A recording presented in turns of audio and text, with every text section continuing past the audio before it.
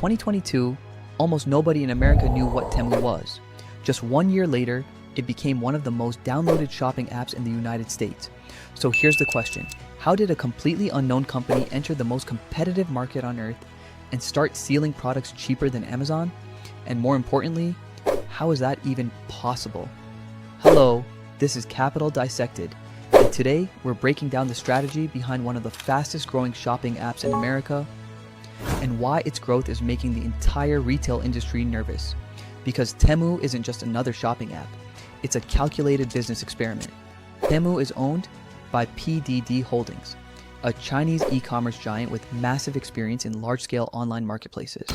So, when Temu entered the US in September 2022, it wasn't testing ideas, it was executing a plan. Instead of opening physical stores, instead of building expensive warehouses across America, Temu did something different. It connected American buyers directly to overseas manufacturers. No wholesalers, no retail markups, no traditional supply chain. And suddenly, prices dropped dramatically. But cheap prices weren't the real strategy. Attention was.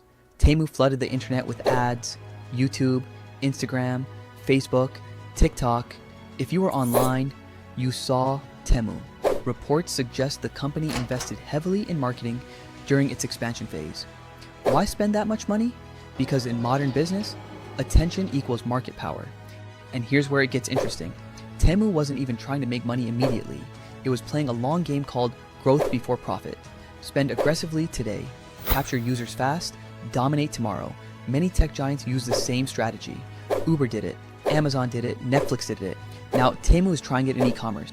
Here's how Temu keeps prices unbelievably low.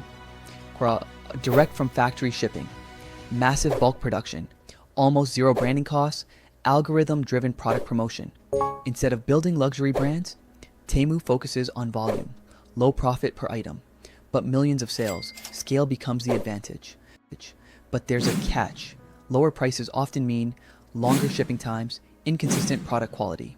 And Temu knows this. The strategy is simple. Offer extreme affordability and let customers decide if the trade-off is worth it.